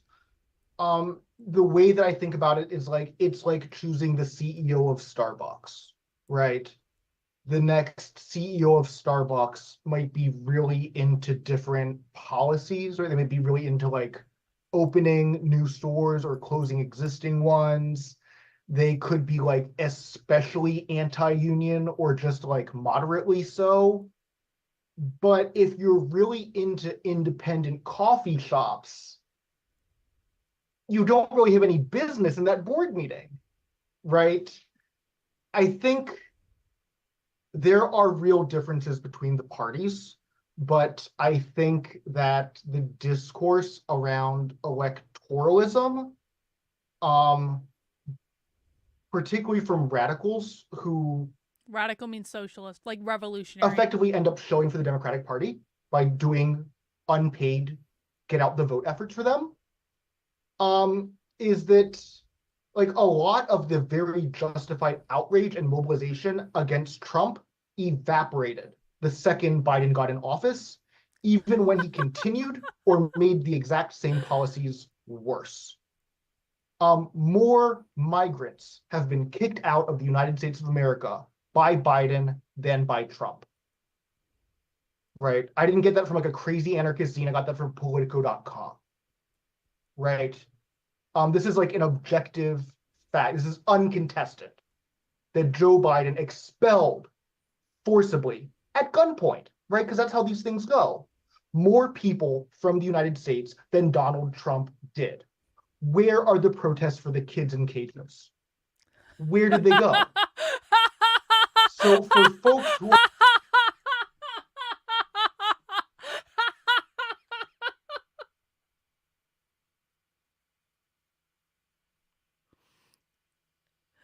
I love this. this. The socialists are using literally exactly the same lines as the conservatives. The conservatives are like, where are all the protests for the kids in cages under Joe Biden? The socialists are like, where are all the protests for the kids in cages under Joe Biden?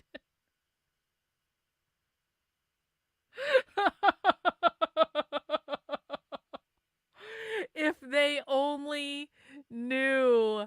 If they only knew. And neither group, by the way, understands that they might be more similar in some of these things than they have any idea. Were not involved in migrant justice, right? For folks who cared about this until the 2020 election, and then not only stopped going to the protests, they just tuned out of it completely.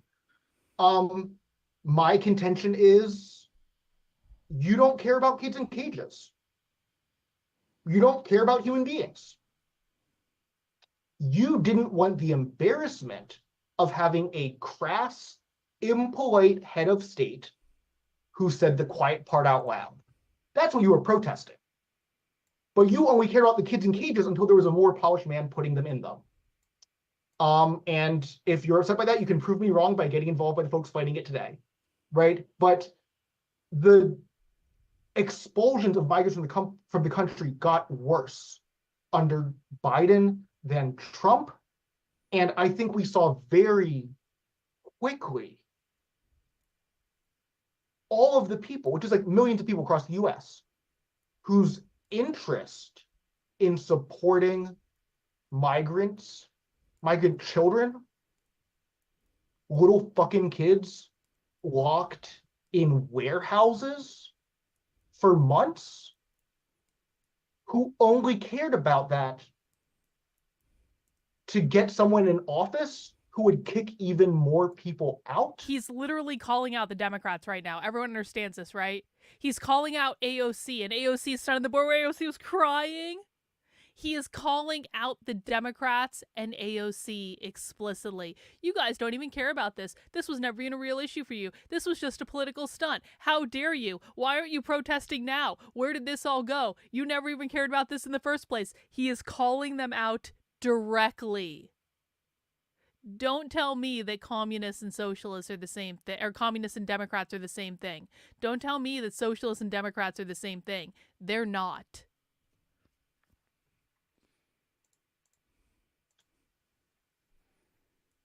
That's not realpolitik.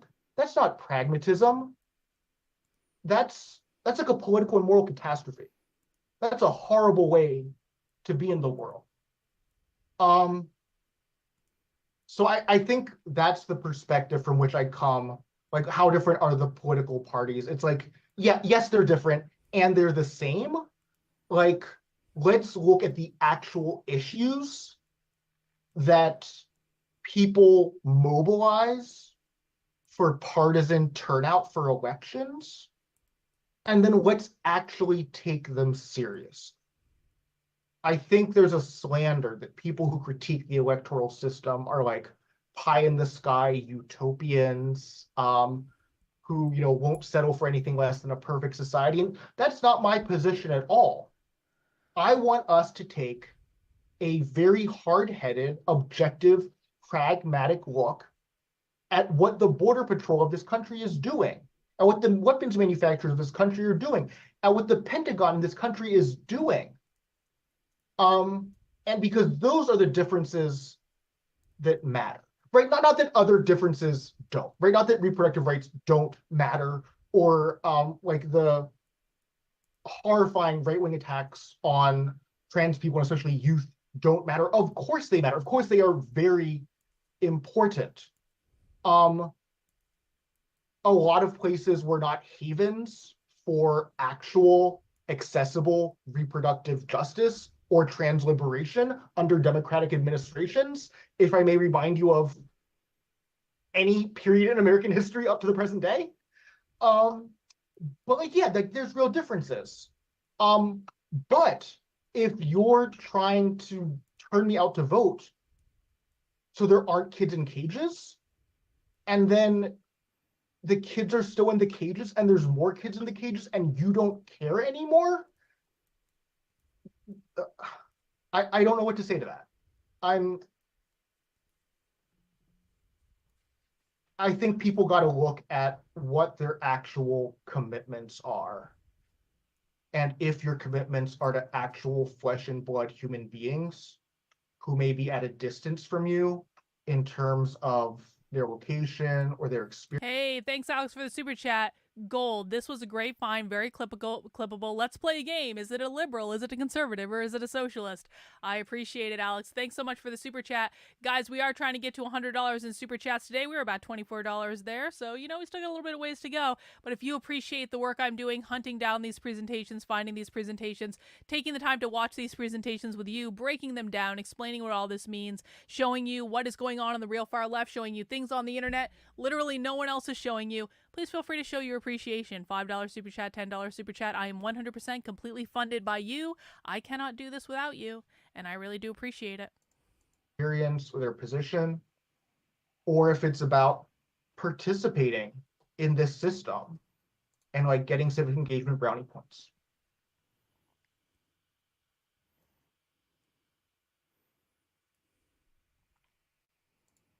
Hang on. Rationalist says, by the way, it was nice to see that James got some pushback from his own community in the comments section of the Woke Right video. Seems like even his audience is starting to wake up to his BS. I didn't even look at the comments. I'm going to go back and look. For sure. Andrew Zonneville, do you want to add anything to that? Yeah, I'll just briefly, I mean, I 100% agree with every single thing that my esteemed colleague just said. By the way, on the topic of James, do you guys know why James is really pissed off at me? Because if you search on YouTube for James Lindsay, I did this the other day. I accidentally figured this out. I thought James was out doing more interviews than he's actually doing. If you search on YouTube right now for James Lindsay, it's basically a wall of my videos debunking him and calling him out for his crazy shit. Like, if you look at it in terms of, like, upload date, like, fact check me. Go search YouTube for James Lindsay and then, like, sort it by upload date. And it's like a wall of my videos. And this is why James is so pissed. He's like, Carlin is obsessed with me. She just keeps making videos. And I'm like, yup. I'm not gonna stop. This is why he's trying to like shame me into shutting up. I'm like, no, James, I'm not gonna stop. In fact, now I'm gonna make more fucking videos.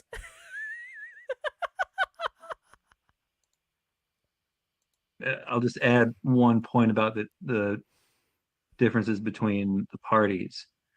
Is that this is my like, I'm a former preschool teacher. This is my preschool teacher version of the lesser evilism thing and how that works. So if you've got a far right party, right? And the logic of lesser evil politics says that the other major oppositional party only needs to be right here, right? And they can say, well, at least we're not the other guy. And so that gives space to the far right party to move over here. They say, oh shit, we got away with that. We can get away with a little bit of this. And then the lesser evil party comes like, oh, okay, we're right here. Well, at least we're not the other guy. And they say, oh shit, we can get away with even more. They keep moving to the right, and the so-called left party. The Democrat is not a left party by any metric. Forget anarchist metrics. Any political. Wait, what was that? Democrats are not a left party? Moving to the right, and the so-called left party. The Democrat is not a left party by any metric. Forget anarchist metrics. Any political metric, right? They can keep moving. Both parties keep moving to the right because lesser evil politics essentially it allows for the far right to be in control of the political conversation. I wish. That's how we ended up in the so situation bad. today, in which Kamala Harris is firmly to the right of George Bush and Ronald Reagan on a number of issues, the most urgent of which is the situation in Palestine and current genocide that Kamala Harris is to the right of George Bush?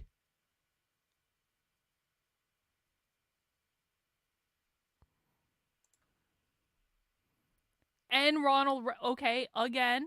day in which Kamala Harris is firmly to the right of George Bush and Ronald Reagan on a number of issues, the most urgent of which Yeah. is the situation in Palestine and the current genocide that is unfolding there. So lesser evilism, which is really what this question is getting at, the difference in parties. Remember, guys, again, every single person who tells you Kamala Harris is a communist is lying to you. And I know that this is going to make some people upset. Now, some of them are just, they're ignorant of the truth. I think Elon Musk, for example, I think Elon Musk is still waking up. Elon Musk is on a red pill journey. Elon Musk is on the same red pill journey I was on. I recognize it. I think he thinks he's doing what's correct, and I think that he's being true to what he believes. I don't think Elon Musk, when he says this is about communism, is lying. I think Elon Musk has listened to the wrong people, but he's on a journey, and he's very smart, and he's going to figure it out eventually. James Lindsay, every time he tweets Kamala Harris is a communist, is lying, because he damn well knows the truth. Z Van Fleet, every single time she tweets Kamala Harris is a communist, is lying, because she's making a lot of money and she's getting a lot of attention on the internet from lying. Ryan Dawson occasionally does some okay things, but on this topic, Ryan Dawson is a straight up retard. Because the real socialists, the real communists, are flat out telling you that they believe that Kamala Harris is to the right of George Bush and Ronald Reagan. This is what they say to each other, guys. We watch their trainings. We watch their videos. This is what they teach each other behind closed doors. This is what they say to each other when they don't think people like us are watching and listening, because most of the time people like us do not watch and listen to them. They're not doing this for show. This is what they believe. These are real revolutionary communists. And they're telling you Kamala Harris is to the right of Reagan and Bush. Just one more time, just for good measure. Political conversation. That's how we ended up in the situation today, in which Kamala Harris is firmly to the right of George Bush and Ronald Reagan on a number of issues, the most urgent of which is the situation in Palestine and the current genocide that is unfolding there. So lesser evilism, which is really what this question is getting at, the difference in parties is getting at this question of isn't one a lesser evil? That whole framework, that whole strategy has completely failed. It's allowed the mainstream political conversation in the United States to move way further to the right than it was, even 10 years ago, forget 20, 30 years ago. It's a lot worse. So it's really been a disaster. And really, no matter what proponents of that lesser evil kind of politics say, they never manage to figure out exactly how to hold the politicians' feet to the fire. Yeah, and I'm going to say this too. Listen, on a personal level, I don't really like Ryan Dawson. Ryan Dawson has beef with friends of mine that I very much respect, and so just on that level, I'm kind of like, eh. But what I will say is this. Ryan Dawson does do some good work on some things. I think his 9/11 Truth stuff is good. I think his Israel stuff is good. I agree with this. But again, on this topic specifically, Ryan Dawson doesn't know what he's talking about. I'm sorry. He just doesn't. All that's going to happen is never explained, or whatever slogan it's going to be in a given year. And it never ends up working out. So we have to understand that the differences between the parties are, in my view, close to razor thin, and what's really happened is we have a far right, a generalized far right political movement in the country that lesser evilism is very much a part of how that's unfolded. Yeah, if I could just add to that, like, imagine, okay, think back to any genocide in world history, right? Like, pick a genocide. Pick a genocide. How Now about the one caused by? imagine How about that can we talk about how communism has killed over 100 million people? Can we talk about that genocide? Can we talk about that? Oh, probably not. the party leader who was conducting that genocide had like an internal party vote. Yeah. This is exactly correct. The people that say Kamala is a communist are exactly the same people that say Trump is a fascist. It's exactly the same thing. Trump is not a fascist. Kamala Harris is not a communist. It's all bullshit. It's all shillery. It's all narrative. It's all paid. It's all someone saying what someone else wants them to. It's all distributed talking points.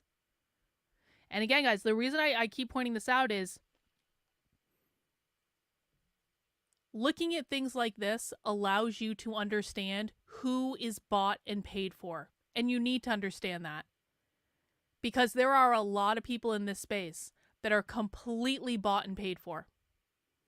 And, you know, again, like I look at someone like an Elon Musk, I actually think that Elon Musk is saying what he believes is true because he's on a journey. He's waking up, he's figuring it out. So I don't think that Elon Musk is bought and paid for it for no other reason than who is going to buy and pay for Elon Musk, right? But a lot of these people, the ones you see being lifted up by the conservative establishment, by Con Inc., they're bought and paid for. They're shilling a narrative. They are given a list of talking points. They recite them. They get fat paychecks for doing so. And that's why they do it. And so you have to be able to identify these people because you have to be able to know who you can and cannot trust. You have to be able to know who's going to tell you the truth regardless of if they're getting a paycheck or not. Who's going to show up and be like, no, this is bullshit. This is real, but this is bullshit. There are very few people out there that are willing to do that.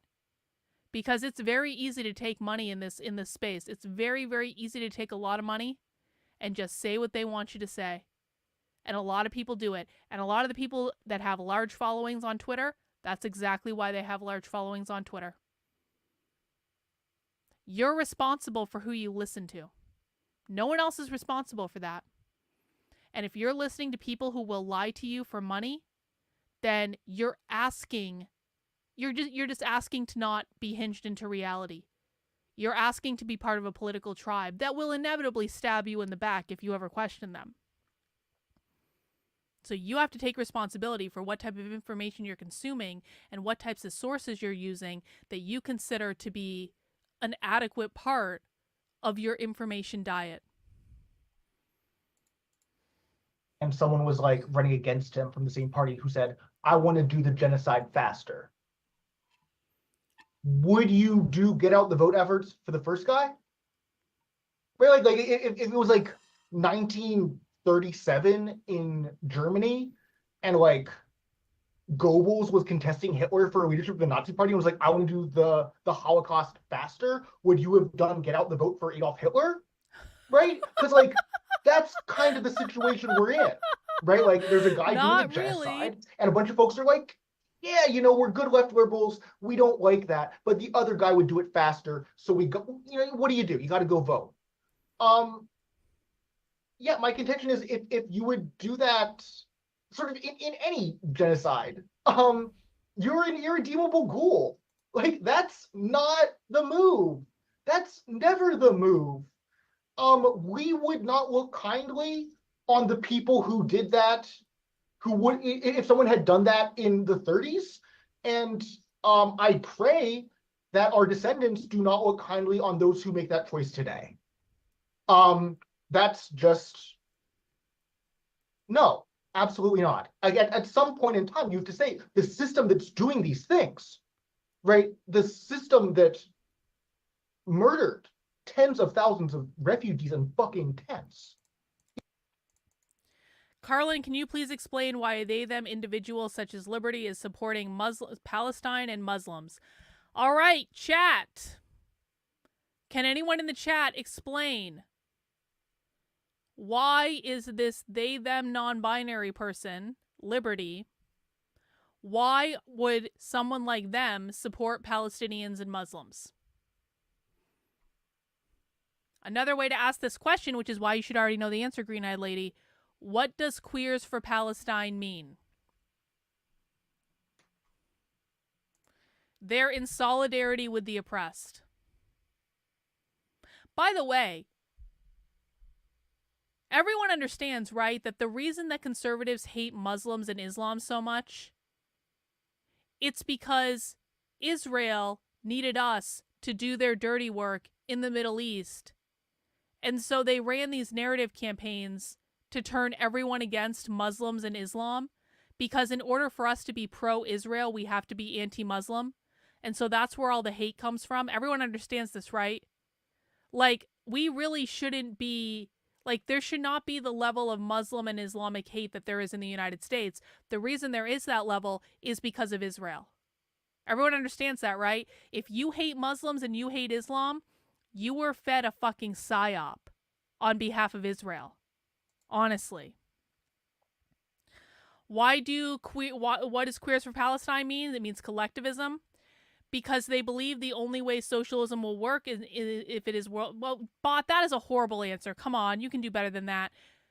People like they, them, non-binary people believe they're in the same struggle against capitalism as the Palestinians.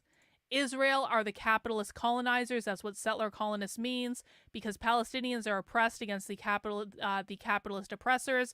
The Palestinians are the ones oppressed by the capitalist who is colonizing their land using the oppressive force of capitalism. Liberty only cares about exploitation by capitalist and imperialist entities. They're fighting for those oppressed by colonization. It's all about capitalism. Queers want to liberate themselves from capitalism. Queer liberation means the annihilation of capitalism, according to the Mary Nardini gang. Palestinians are also oppressed under capitalism because Israel are the settler colonists, the capitalist oppressors. The Intifada is co-opting by the word to mean solidarity with the oppressed versus oppressors. The rallying cry for the perpetual revolution against colonization of indigenous lands, that means capitalism. Queer means socialist for Palestine, correct, because queer is a far left political ideology. Queer has nothing to do with being gay, nothing to do with being trans. Does anyone not understand this? Because Israel are the colonizers, the oppressors of Palestine. Because Palestinians are being oppressed by Israel, who they see as capitalists. They're in solidarity with the oppressed. That's a much better answer, Bot. Thank you. James is going to be like, because they're all under the spell of the Gnostic cult. Yep, that's probably what he would say. Nope, that's not the correct answer. Nope, this is not correct. This is not correct.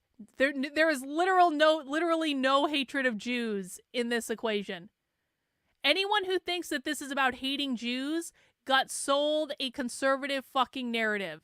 That is completely incorrect. They do not hate Jews. They really don't.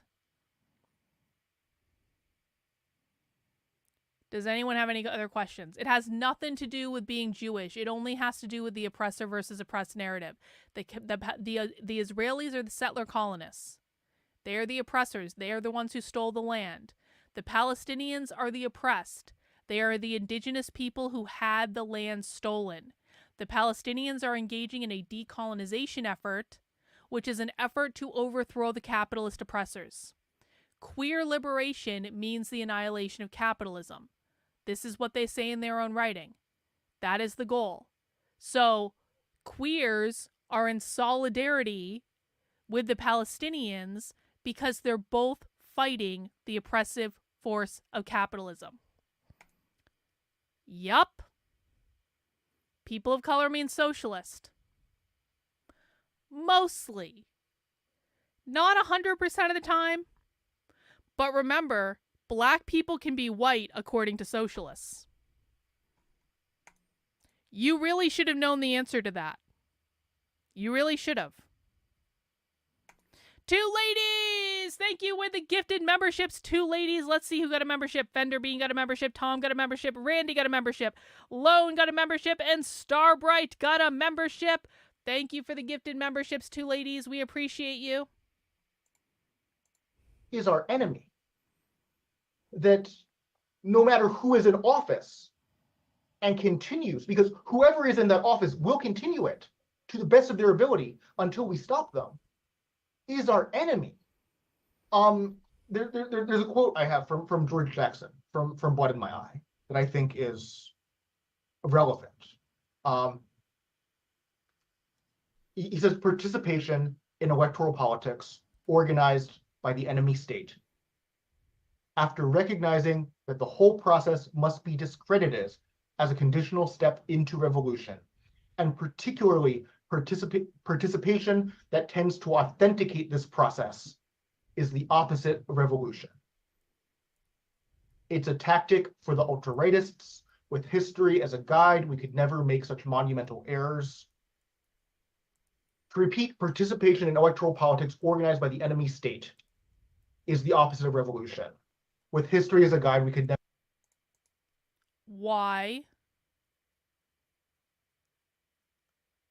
Why?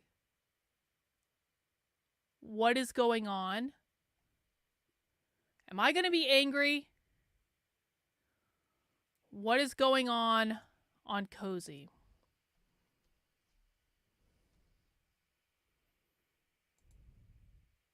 Why?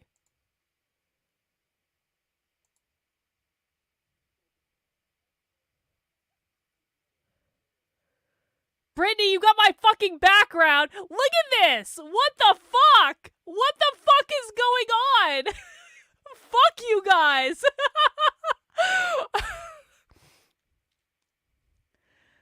This took some effort. Background. Look at this. What the fuck? What the fuck is going on? Fuck you guys. What the fuck is this about? This took some effort. Background. Look at this. What the fuck? What the fuck is going on? Are Brittany and Mio trying to make me unblock them? Let's go. Like, Let's go. What the fuck is this about? Brittany looks good with my hair.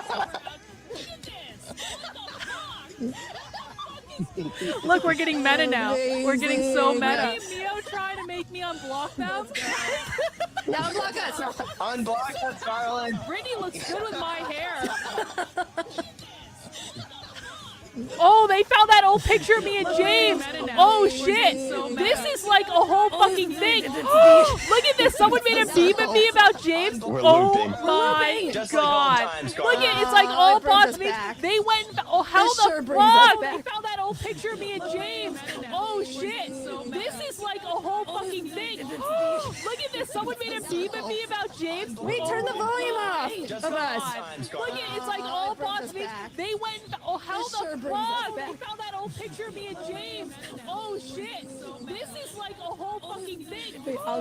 Carlin, I haven't seen Brittany work at something this hard ever since I've met her. What is the point of this? What are they trying to do? Come on. She should come talk to us. I'm busy. Yeah.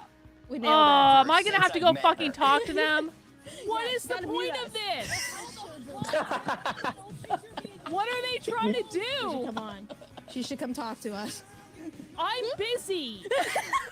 We need two I'm Carlins. in What is the the middle of a socialism? fucking stream. What is the point of this? We need to get more meta. You thought we couldn't get more meta with you, Carlin? Talk to us. I'm busy. We need two Carlins. I'm What in is the the middle of a socialism? fucking stream. We don't care. We don't care. You thought we couldn't get more meta with you, Carlin? Talk to us. We're busy with socialism, Brittany. I think she likes it. We don't care. Got her ass. We don't care. Nailed it. Wait here. Look, she has to see my hold on. Let's go. We're busy with socialism, Brittany. No. Oh my god, Brittany has a tattoo on her shoulder. Saturday, Holy Carlin. Brittany is dressed as me for Halloween. You saved the socialism for Saturday. It's Halloween. Get with the spirit. Brittany has my tattoo. No. Oh my god, Brittany has a tattoo on her shoulder. Holy Brittany is dressed as me for Halloween. Save the socialism for Saturday. It's Halloween. Get with the spirit. Oh my god. All right. Here's what I'm gonna do. I'm gonna go talk. I need to get back in the Discord. I left their fucking Discord. God damn it. Back to this. Oh my god. Connor, Okay. where's your hat? Get your hat. Yeah, get your hat. No, it's in the other room. Here's what I'm gonna do. I'm gonna go talk. I need to get back in the Discord. I left. Let's go. God damn it. Okay, someone put a link to your Discord in the chat. Okay, She's coming. She's put coming. a link to your fucking Discord in the chat. And All right, somebody give her the freaking link to our Discord. Guys, I will Or she can leave. get I in will here. leave the stream up on my stream, and I'm gonna So go talk funny. to them on First their thing she stream, and that way you noticed guys was can that hear it. James Okay? Lindsay back. I know, right? God damn it. Wait, we gotta freaking bait him. Let me post. God yeah. damn it. Hello, Actually, can I leave this up? Because am I gonna be able to? James Shit. Lindsay. Shit. Check when she comes in the Discord so you can give her a roll. Okay. What's Yeah, his someone freaking send me at, the James? Discord link. Okay, James Lindsay. guys, I don't know if I'm not gonna be able to keep the I know what's volume wrong on with and it. still You actually guys go are on just their like stream. say new roll. Give her a new roll. Hang on. There's like 5 of those. I'm not going to be able to keep the volume on this stream and go talk to them because I'm going to be hearing an echo. So I'm gonna end our stream. I'm gonna go talk to them. I'm gonna put the link in the chat. Jesus Christ. You know, fucking, you got to give it to him, okay? You got to give it to him. Brittany is dressing as me for Halloween. She is dressing as me for Halloween, okay? So I have to go talk to them. All right, I got the Discord link. Hang on. All right, so I'm going to end this stream, guys. And yes, you can clip it, bot. You can clip it. And I'm going to go on their stream and you know what? Like, whatever. Impromptu Halloween, I guess. All right. So I will see you guys on the other side. And we'll talk to you guys soon, okay? Oh, wait, hang on. Everyone's coming in with the super chats. We basically made our super chat goal. I just didn't update the banner. Thank you, guys. I appreciate it. All right. I will be back tomorrow at 5 p.m. And we're going to go do Politically Provoked now, I guess. Just because Brittany dressed as me for Halloween. So, thank you. Okay. Thank you. All right. I'll see you guys on Politically Provoked. Bye.